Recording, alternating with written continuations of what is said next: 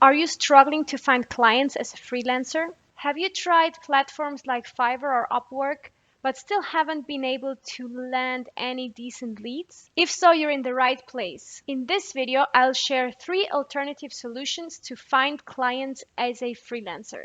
These methods might take a little bit more time and effort, but they can be extremely effective, especially if you're just starting out and don't have a huge budget to spend on advertising. I want to clarify that I am not against these platforms or social media. In fact, I think they are a great resource. But it's important to recognize that they can be very competitive and not all clients use them. Personally, I have only recently started exploring these platforms, and most of my clients come from other sources. Hi, I'm Natalia. I'm here to help freelancers and aspiring freelancers like you succeed in the world of freelancing. I've been a self-employed web designer for the past 7 years, creating websites and online stores for my clients. Through this channel, I aim to share my knowledge with you so you can build your own successful freelance business. So if you're ready to start working for yourself and want to learn from someone who's been there, stay tuned, subscribe to this channel, and keep watching. So what are the 3 ways to get new clients? And I'm gonna start out by the one that is actually paid. The first way to get new clients is through Google Ads. This can be a fast, but it can be also an expensive option. It really depends on your industry. And there are many great resources out there where you can learn how to create your own Google Ads campaign. I'm not gonna go into that today, but I'm giving you a few tips based on my personal experience running ads for my business. To maximize the effectiveness of your Google Ads campaign, make sure you focus on long tail keywords and you optimize your website for them. Using generic keywords like web design on a Google Ads campaign might bring you a lot of traffic, but traffic doesn't mean leads. So it can be expensive without actually bringing you any value. In fact, a lot of the people landing on your page might not even be looking for a web designer or whatever you offer. The second thing you should consider is where in the customer journey your potential client is. For example, are they still researching agencies or freelancers, or are they ready to hire someone? Make sure your website addresses their needs and gives them helpful information. If the website doesn't answer their questions, they will likely quickly leave and you will have lost a potential client. And the last tip might seem obvious, but I have seen so many pages where this is not done properly. So the third tip is make sure that the website you're sending your leads to is actually working. Make sure that the forms are working, make sure that the page loads, make sure that the right information is there. I've seen it so many times. I've been on ads, and when I click on them, the page is broken or the form doesn't work or something like that. Make sure and double check. Now, the second way to get new clients is through cold emailing. I think this is a great option for those just starting out because you don't have to have a big budget to do this. As with Google Ads, there are many tutorials on what to use and how to do that, but let me give you some insight from my personal experience. Focus on quality over quantity. It might seem very tempting to send out as many emails as possible, I understand, but that might not be the right approach every time. Instead, I would suggest you research the people that you want to email and consider if it makes sense to reach out to them or not. Let me give you an example.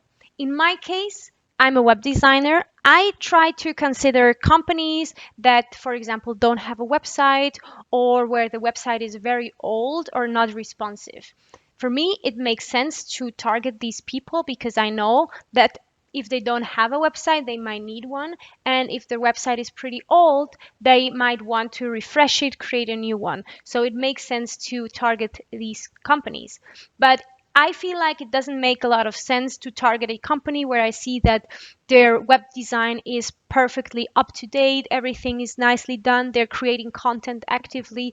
They might not need a new website. So it doesn't make sense to me to reach out to them. Another important thing is to keep your emails concise and Make sure you highlight the benefits that the clients are going to have if they work with you. I would suggest to always link your portfolio inside the email.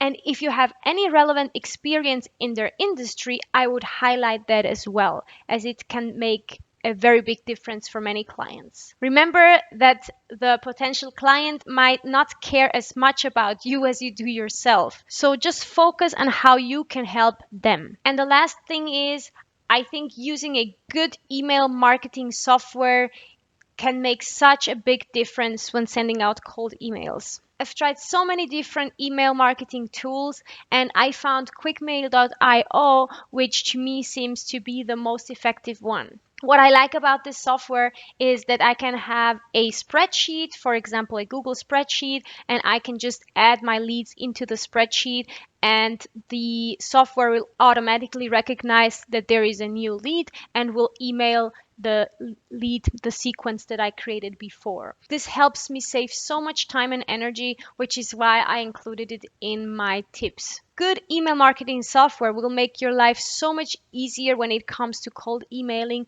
which is why I think it's important you carefully consider which one you're going to use. One advantage of reaching out through email marketing is that it's a very low cost way to do that. Of course, you can do it for free by just sending individual emails through your account, but using an email marketing software will make the whole process just so much easier and automate a lot of things for you. One last thing, don't be discouraged if you get a lot of rejections. That's totally normal, actually. It's just important that you understand that this is normal and that at some point someone is going to accept talking to you and figure out if they want to work with you. And with all those that reject you, try to figure out why they rejected you. This helps you understand what you can do better in the future.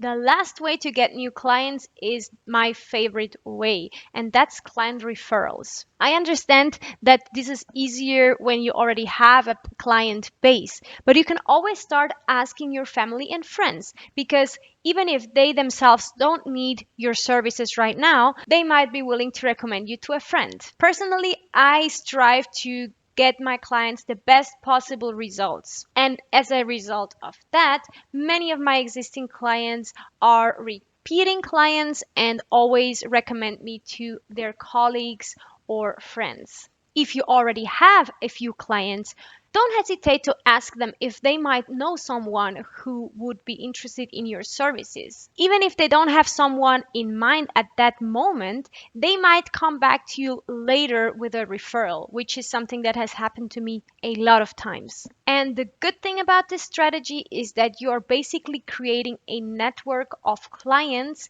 that will always have work for you or will always refer new work to you. Personally, I achieved this point after 2 to 3 years into my career as a freelancer, but you can do it much quicker if you take your sales strategy seriously from the beginning. In my case, I didn't prioritize my sales strategy as much as I could have. So there you have it, 3 additional ways to get new clients. If you found this information helpful, please give this video a like and consider subscribing to my channel if you want to learn how to create your own freelance business. And if you have any questions, as always, just add them in the comment section and I'll happily answer them. Thank you for watching and see you soon.